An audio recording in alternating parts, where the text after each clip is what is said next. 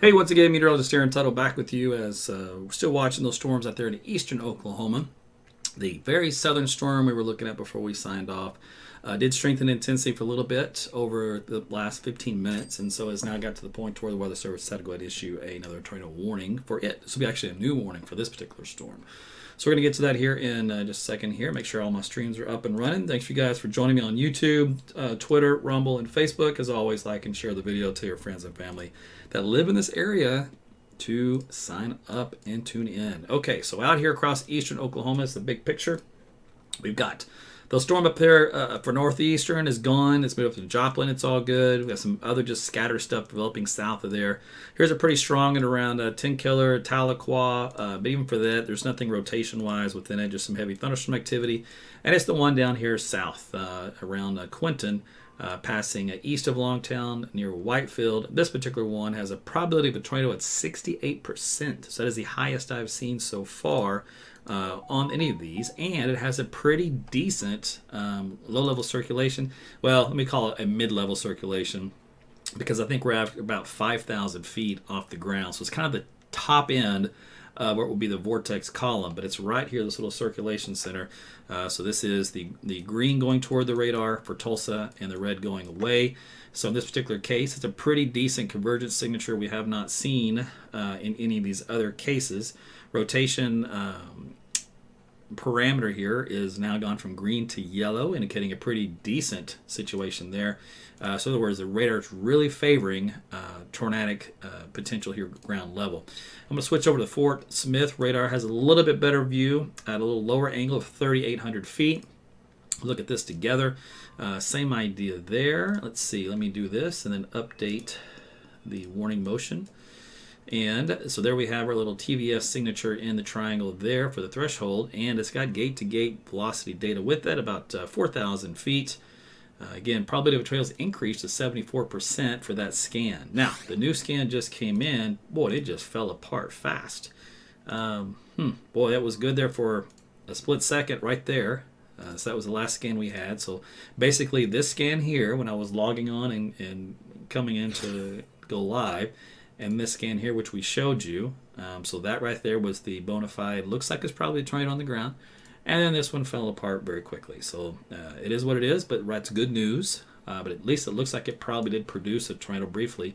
Now, it would have done so over all this open tree area. And there's no farmhouses in this immediate path of this particular tornado. So that's some good news right there for you. But needless to say, this is one of the storms, at least, that had a brief tornado touchdown as indicated by radar.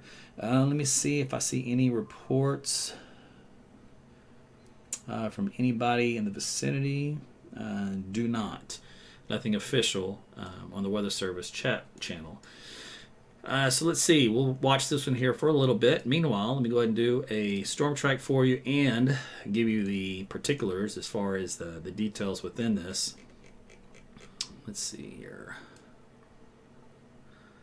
I'm going to turn all those on. Okay. Let me use this one here. It'll be the center of the actual tornadic circulation. So, a few more minutes for Whitefield, Stigler 707, Tomahawk 724, Sallisaw at 740. So now let's take a look at the details on this one. Tornado warning with a storm motion northeast at almost 45 miles per hour. That's a radar indicated tornado location: Stigler, Porham, Quinton, Webbers Falls, Whitefield, Kenta, Briartown, Enterprise, Canema, and Louisville, or Louisville, however you want to say it. Now, in this particular case, we normally just kind of on the track will give you the immediate towns that may hit the tornado. The warning box that we showed you will actually tell you about all the towns in the path of the actual storm itself. In other words, you might get wind out of it, hail out of it, but you may not be in the immediate path of the actual tornado part. So it's kind of there's two-pronged approach here when you're trying to track storms as far as who's going to be affected and what. Okay, so I want to make that clear. So this is all going to be west of Stigler, and let's see here. So it's run along Highway 2 in intersection of 2 and 9. So just southwest of 2 and 9 is where this circulation center is going to be. Now, as we mentioned, it's kind of fallen apart in the last scan. Let me see if I can find a new little center axis for you. Right now it's over just an open tree land, so there's not even any road network within that. But once it gets at that little spot, we'll be able to get some more detail for you. So this thing transitions over. Give it a few more minutes, and like I said, it'll be up toward this intersection of 9 and 2 in Whitefield, and then we can take it from there. All right, so again, this is in southeast Oklahoma. So if you're watching from Oklahoma City or Tulsa, you're like, hey, where is this thing at? So let me back out for you. Again, no activity here in central Oklahoma. The stuff in Tulsa kind of moved off to the east. Got a new little shower north of town. There's some thunderstorms there north and east of you. Like I said, some other stuff east from Tulsa toward Tahlequah. But the only thing that may be potentially tornadic at this point in time is this little system over here north of Quinton, heading up toward Whitefield. And it's got some, of course, heavy lightning with it. Some hail about an inch in diameter. You're probably going to get some gusty winds out of it, as usual. It's around about 60 miles per hour in probably most of these. Every now and then you'll get something a little higher than that. I think at one point there may have been an 80 mile per hour wind on one of those earlier storms. Looking south and east from there, don't see anything important. And that's it. And there's some other stuff going on in Louisiana and far southeastern Arkansas. Okay, so let's go back into this one, and we're going to analyze it here again. Probability of a tornado is now at 68%, so it's dropped a little bit from its peak of about, 72, I think it was. Unfortunately, or fortunately, how you want to look at it, the rotation couplet is still extremely weak and insignificant. Let me see. Co-locate something. Even though the radar velocity data looked really good, I did not pick up any debris signature in the radar, and there were a lot of trees in that area. So it's a close call as to whether or not there was any official touchdown. If it really did, let's see, go over this densely packed area of tree land, and we actually had a full-fledged touchdown, we should have seen this CC, cross-correlation coefficient, turn blue in this area, and we didn't. We did see it kind of get a little lighter, this little orange patch. If that's the case, then it may have been a very weak, brief touchdown, which just got a couple of trees and thrown up, so it really wasn't much for the radar to signify on. If it was a much stronger tornado, we would definitely have a nice blue color here, and we do not. So I'm still on the fence as to whether or not it was actual official touchdown. The data looked pretty decent for it, though, for at least one good volume scan, which is basically a 5-minute period. Somewhere embedded within that, it likely did. But as far as anything significant damage-wise, I just don't see anything in the radar data to suggest that. Okay, so let's go to the newest scan. All right, probability of detection or tornadoes at 40 or 64%, so it's down just a little bit. Still a little bit of a weak hook appendage coming in here toward the southwest end of Whitefield. But if I look here, the velocity data is gone. So it's over. Whatever was there, it's toast. It didn't last long. I don't know if you've noticed the trend here, but on tornado warnings, they don't always last very long. Let me rephrase that. The tornado warning itself is usually progged to go for 45 minutes. It's just a default standard. Sometimes 30, depends on what kind of warning it is. But the actual tornado itself usually rarely ever goes for 45 minutes on the ground nonstop. Anytime you hear of that kind of a deal where a tornado was on the ground the whole time and lasted for up to an hour or 30 minutes or 45, that's extremely rare. Most of them are just kind of little dancing fingers, or they're down the ground for a little while and then they lift. And by little while meaning a minute or 2 minutes or 3 minutes kind of a deal.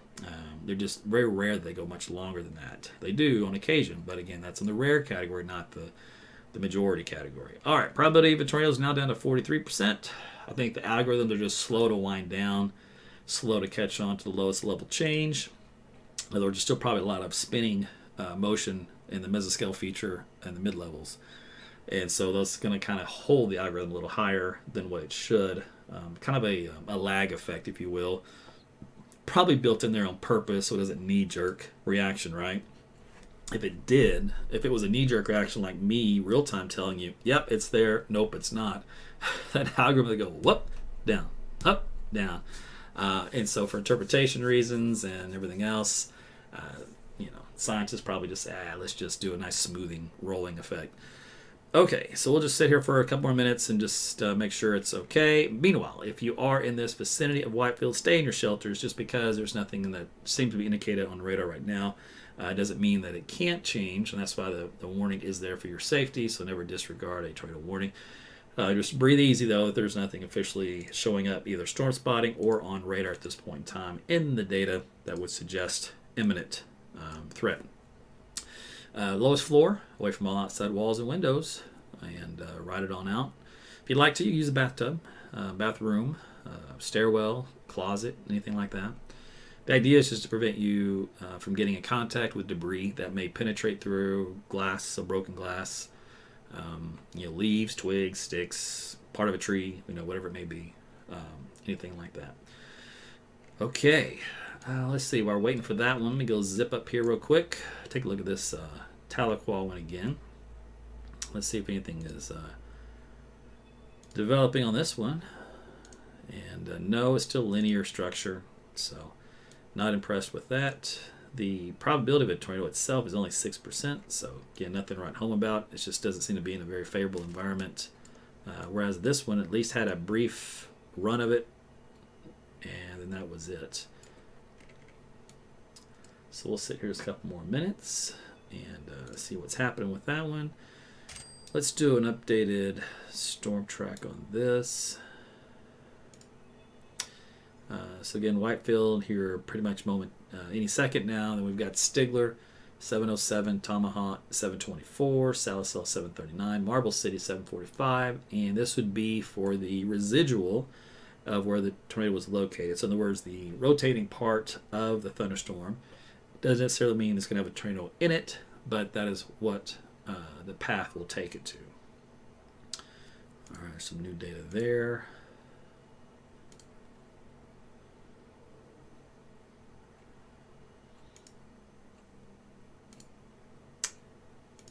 Let me switch radar sources.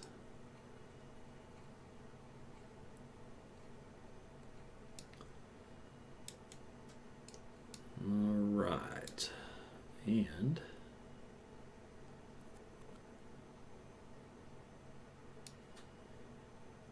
so I will show you something. Let's do radar measure tool. All right, this is the radar here on the east side of your picture, the right side of your picture.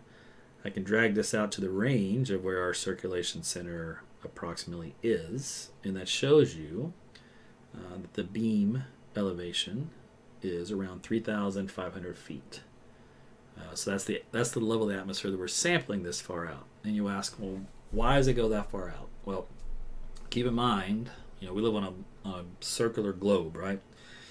So if you put a radar at this point of the globe and you draw a straight line, the straight line doesn't curve like this with the planet. It goes straight out. So that means if you have a storm way over here and you're trying to sample underneath it, you'd have to somehow reinvent physics and force that beam just to go around like this to get over here to this little storm. That's not going to happen. So it shoots up and passes over that lowest level, and it kind of misses the first few thousand feet. Some cases, depending on how far away it is, it can miss several thousand feet to where it's useless for tornado detection. But anyway, so that's limitations that we have a lot of times down here in southeast Oklahoma, which is frustrating. But it is what it is, because the government, even though it has plenty of money to give to other people, doesn't necessarily have enough to produce more radar systems for more safety. So don't get me started there. But I'm just telling you, that's what's going on. And that is what it is. All right. In a perfect world, hey, in my book, we'd have radars everywhere. So we can find these little suckers and let you know about them. All right. And no, I'm not running for Congress. I'm not running for any office. Oh, goodness. That's a mess. All right. So let's see here. Is that a new update? No, still the same. All right, let me go over here and look at a little more detailed data. So it's past the Whitefield area, and it's lined out, very linear in appearance. So the weakening continues. The probability of a tornado is down to 43%. Nothing on the rotation side of things. So it's just a mid-level kind of convergence rotation area of shear, and that's it. All right. Let me see if the Weather Service has anything important to say. Let's see. Looking at potential for better wind shear along the Arkansas-Missouri border with Oklahoma. It's that little tri-state area. Actually, I guess quad state area, technically. You got to throw Kansas in there. Let's see.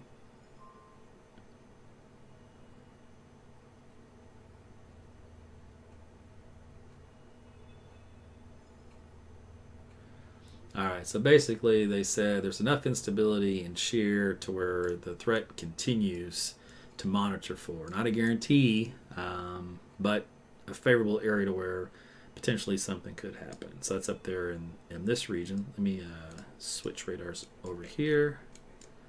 So we'll go up here and take a look. All right, so southwest Missouri. So there's some thunderstorms up here, but nothing at this point in time that's of any consequence when it comes to tornadic activity, and certainly nothing in Kansas. So those areas are fine. All right, let's see this one again real quick. Take a look at it.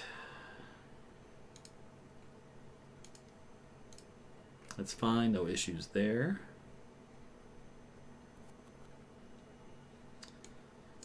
All right, we're just going to sit here a couple more minutes, and then I'll probably let this one go. Oh, let's see. This is mid-level. So that's 4,800 feet. So that's that low-level jet still cranking. And so I think that's what's keeping that algorithm elevated, even though the lowest level signatures weren't there. It's triggering off this elevated wind field. But it did increase a little couplet.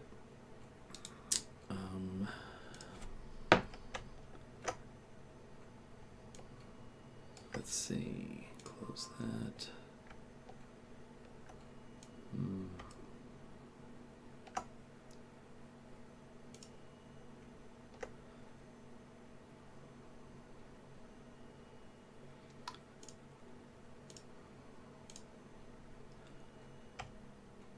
All right, so if I was to do a couplet estimate, just based off the wind field here, it was possibly would have been the strength of an EF1 tornado. So in other words, not very strong. But the next couplet that came in, or the next scan, it died out. So it was there 1 minute and gone the next. Let's take a look at a different radar view, and we'll see if this one saw something similar.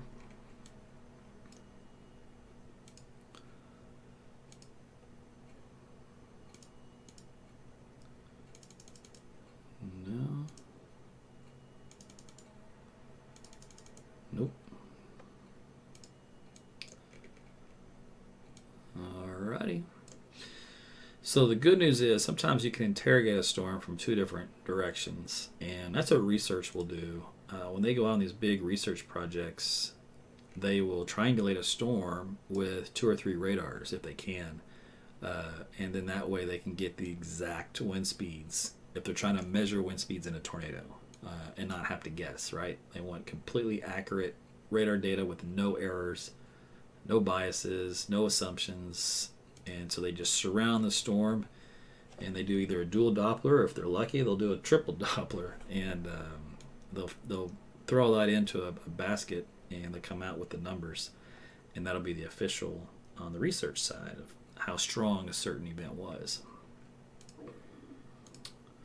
But it also eliminates issues that can happen in the radar field, such as side lobes and second trip and velocity de-aliasing issues. A lot of things are limitations from distance or terrain, blockage, you name it. So that can help to overcome. So if one particular radar is having an issue there, the other 1 or 2 may not. And usually they don't. So that way you can operationally, when you're trying to do this real time and you're tracking storms and one radar doesn't have a good view, well, you go to the other one and then back to the other one. So it kind of goes back and forth.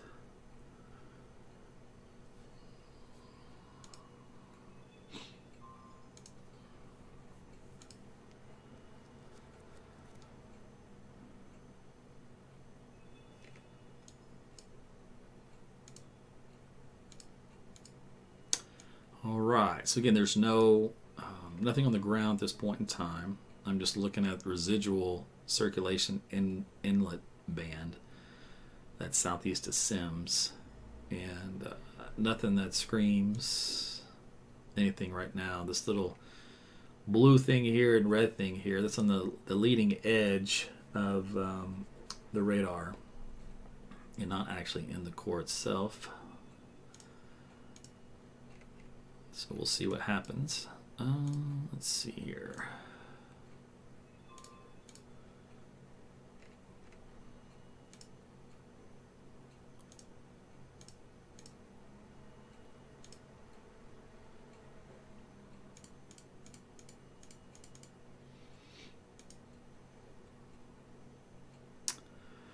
Probability of a tornado is still at 55%. All right, let me do an update here. This thing is going to expire.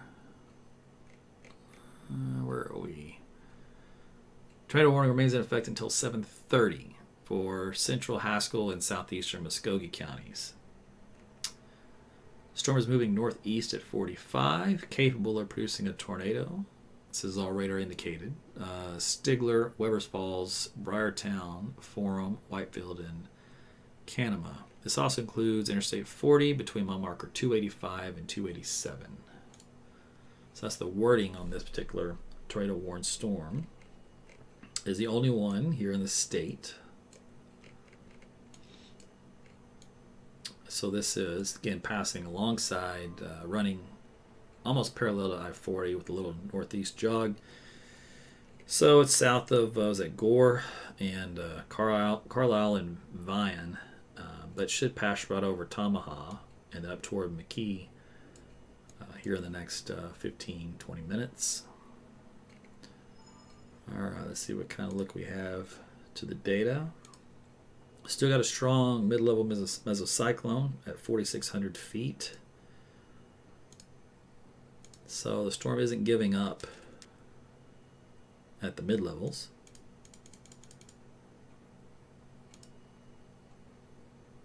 TVS cell detected. Alrighty then. TVS cell, if you heard that, means tornado vortex signature. That's just the radar indicating that it has a nice circulation feature.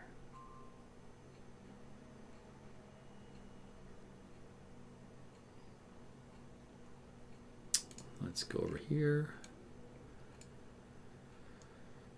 All right. Probability is, let's see, 58%.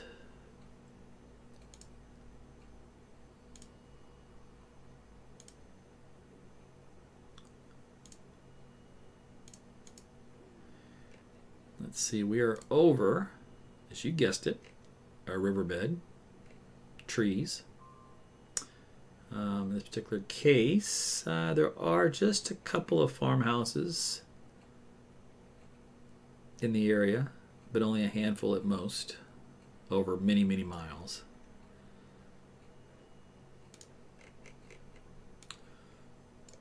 The less people in the path of this is always the best.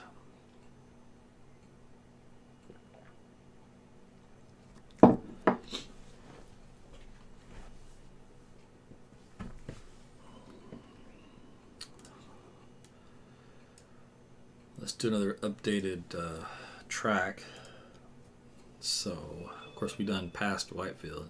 That is not an updated track. Come on, algorithms. That's an old track. Give me a new one. Let's see. It's still showing me the old stuff. All right. When it updates, we'll get you a new one, but it's a little slow. That's that little tornado vortex signature I talked about. It's called a TBS.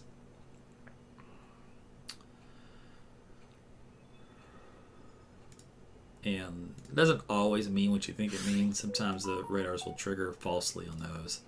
It's an older algorithm from the radar systems that was designed to say, basically, if a forecaster is asleep at the wheel, say it's a one-man band, midnight shift, and he's working on his area forecast discussion or his zone forecast, so he's busy looking at model data and putting stuff together, and the radar's over there running and nobody's looking at it.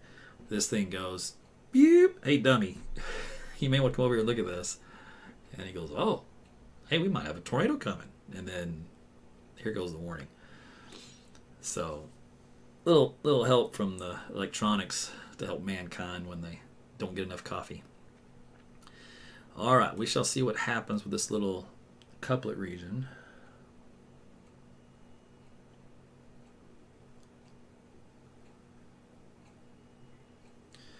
So Weather Service is not confident that this is going to do anything more.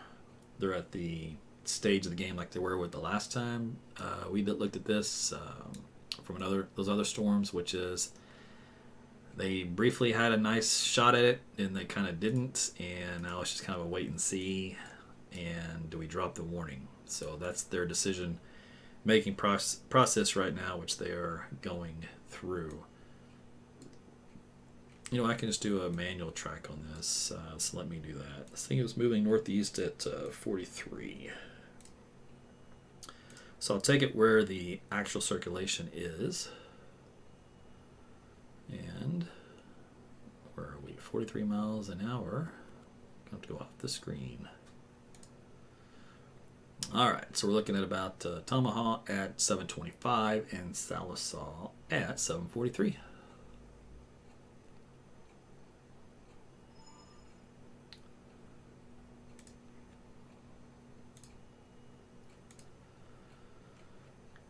Okay, it's got this nice little kidney bean look to it.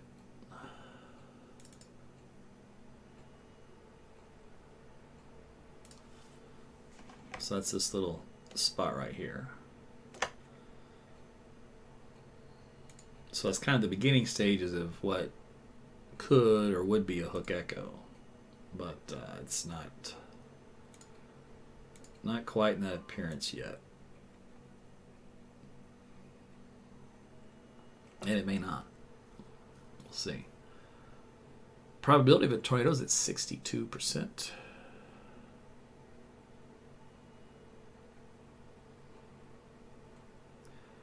Cape environment is around 1,500 joules. Average beam height's about 3,000 feet. Has storm related velocity of 205 meters squared per second squared. So it gives a lot of parameters in this deal, and that's what kind of goes into this algorithm.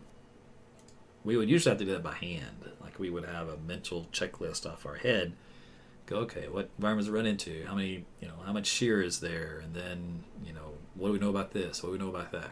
But it can sample all this data automatically without us having to go look at it and then kick it in this little algorithm, which is really nice.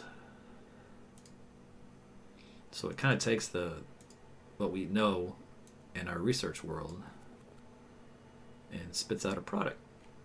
This is an experimental product, though, by the way, so it's still in development and testing.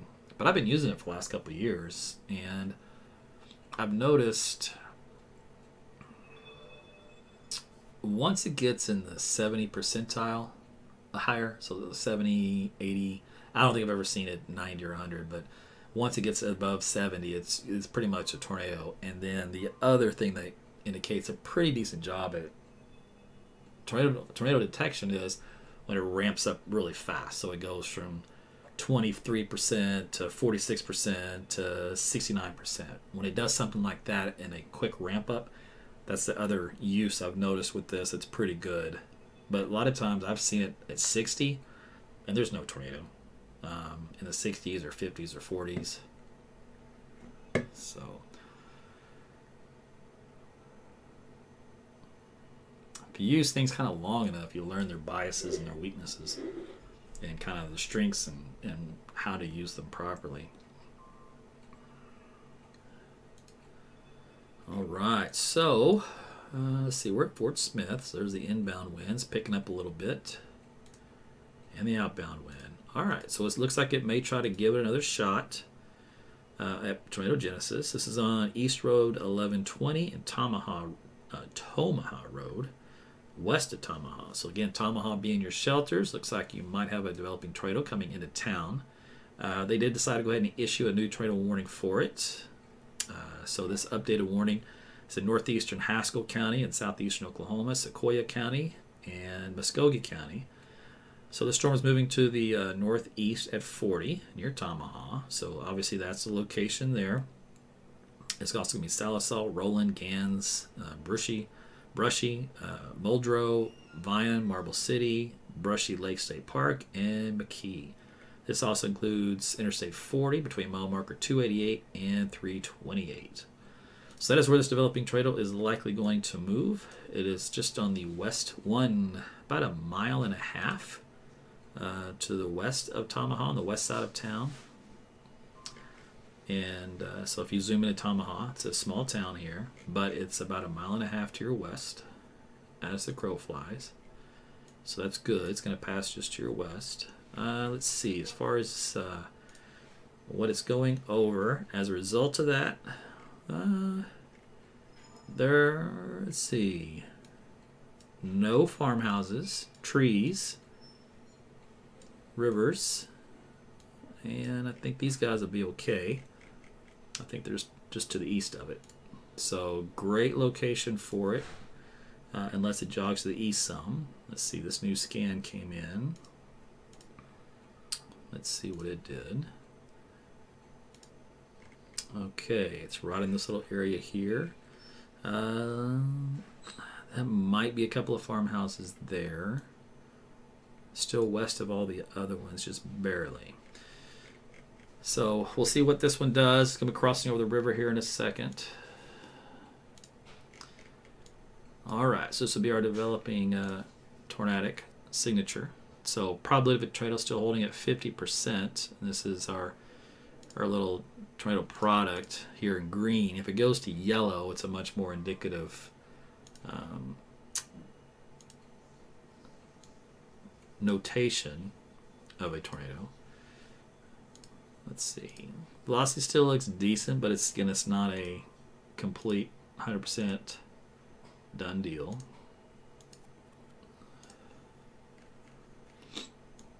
Let me look at the view from Tulsa. See what it sees. Same idea. So two different radars, two different perspectives, both have a nice strong circulation feature. And see, it's got the yellow in there. No debris signature located shown up yet in the data. All right, so let's do a new track on this. Let's see if it's been updated. That's the old one, and I believe this is the new one. Well, yeah, because that already has Tamaha on the west side of town. Sallisaw at 740. So we'll be crossing over I-40 here in a little bit. Let me show you some town roads here. So we're looking at County Road 1110, and what's that, 4500 is the intersection just west of there. That's the closest town road that we have before it goes over the river. And when it does go over the river, it will come out on the other side to East Road 1090. And let's see, these other cross streets are going to get pulled in to the data. Sometimes they do, sometimes they don't. There's 4520. Nope. So 4520 is a north-south road. I think that's the only one I'm going to get to show up there. Let me see if I can't find a road on this guy here. Sometimes the GIS database, these county roads aren't labeled. It's really strange. There's East Road 1090 and 4520. So there you go. Anyway, so that's where this thing will, once it crosses over the river, it'll come into that vicinity. So if you live that direction, you need to be in your shelters. Probability of a tornado is at 66%. This storm is going over Carlisle at this point. You're just going to get the heavy rain and some pockets of hail, whereas northwest of Tamaha, they're going to get the potential tornado out of it. Let's see what the data looks like. Velocity data is from Fort Smith. Doesn't look, again, like a guaranteed tornadic event. Tulsa, let's see. Their radar system is a lot more bullish on the data.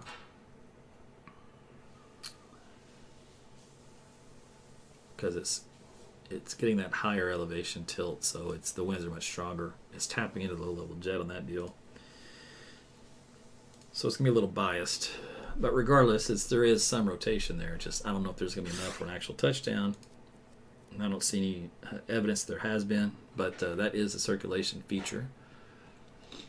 So let's see here. That intersection I gave you, radar estimates it will be there at 7:30, so in 4 more minutes. And that was East 1080 Road. And let me see if this one will show up. It does not.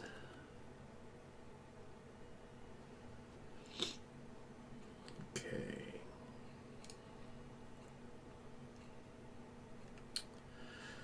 So again, good news to you guys in Tamaha. If you're in your shelters, it passed to your northwest. The wall cloud and possible funnel.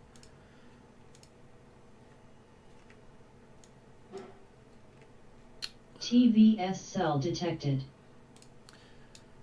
All right.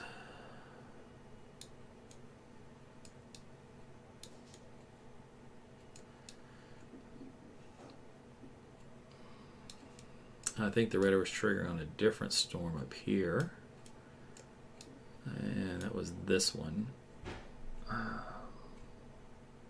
Tornado vortex signature for Salem Springs. And this is going to be an example of how just because you hear that and you see it doesn't necessarily mean it's a tornado. So for example, all it's picking up here is there's a really weak area of convergence for shear, but the wind speeds are very anemic.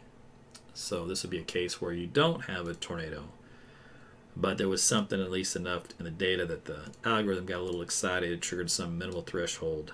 But even the structure of the storm itself doesn't even indicate that would be an issue to deal with right now. So that's why you can sometimes disregard those TVS signatures. Okay, so back to this guy here. This is our storm passing northeast of Tamaha and between you guys and Vian. So eventually here, what's left of it will pass between Salisaw and Marble City.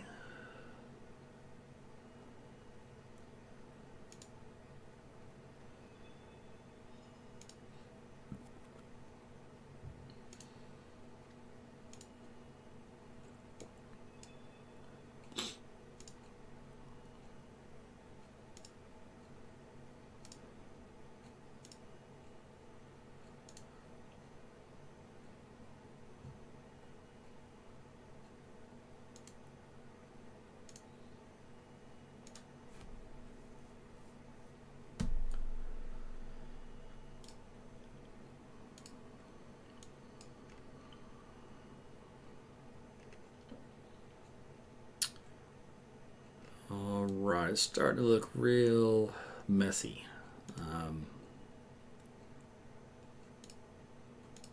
So in other words, don't think it's going to be able to do anything at this point. It's run to just a cluster of other showers. It has a nice easterly wind feeding into it, but it's only about 5 to 10 knots. And that'll be cooler, slightly cooler and more stable air feeding into it. Try to offset what instability there was to work with. So I think that was going to be its last hurrah, but I'll sit here, and it wasn't even much of a hurrah at that, but sit here for another minute or two. Okay.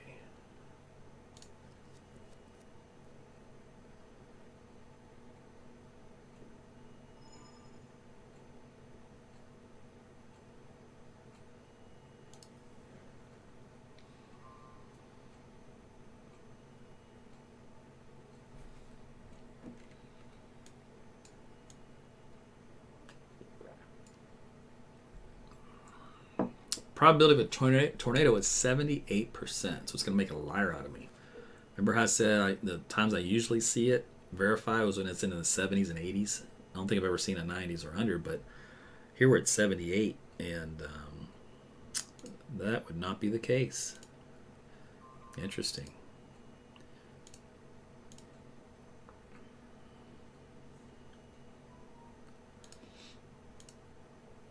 So even 2 years of using this, I'm still learning.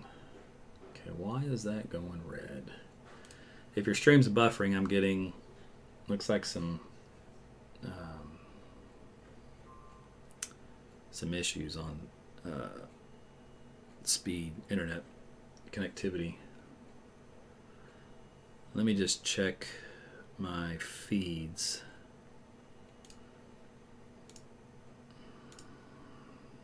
All right, YouTube's going. Twitter's still going. Facebook's still going. All right, and I guess that's it. Might just be having some package drops. So if you see a little buffering, a little hiccups, that's why. All right.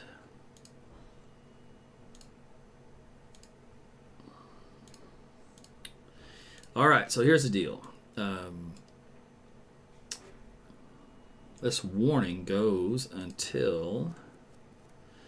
So they issued an updated one at 7:30, and that'll run it until, let's see, where are we? Till 8 o'clock.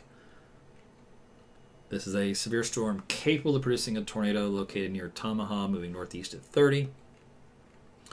So all radar indicated Salisal, Marble City, Brushy, Vian, Brushy Lake State Park, and McKee, and mile marker 292 to 312 on I-40. Those are the areas in the path of the storm itself, not necessarily the tornadic element of it. The tornadic element of it is going to basically pass on the south end of McKee and maybe go all the way to Brushy, if it even holds together. And right now, it really hasn't done anything in the last, 10 minutes. At one point, it looked like it might try to do something, and then it fell back apart.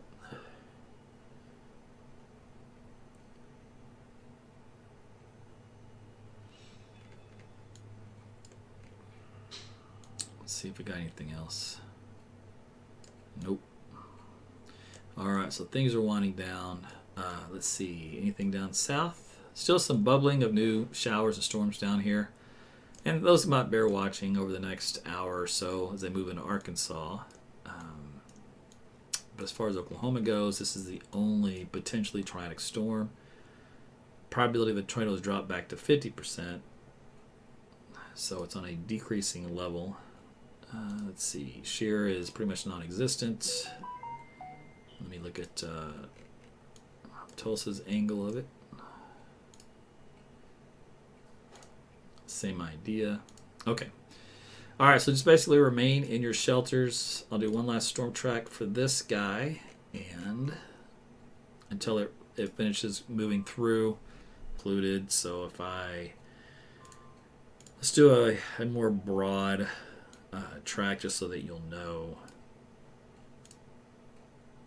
when to expect the storm. Let's see, it's got it at 58 degrees at 31. Oh, we'll have this. All right. So Marble City is 741. I only picked up one more town, even though I widened it out, and of course Marble City is already getting the front end of it, of just the storm itself. So that wasn't helpful at all, was it?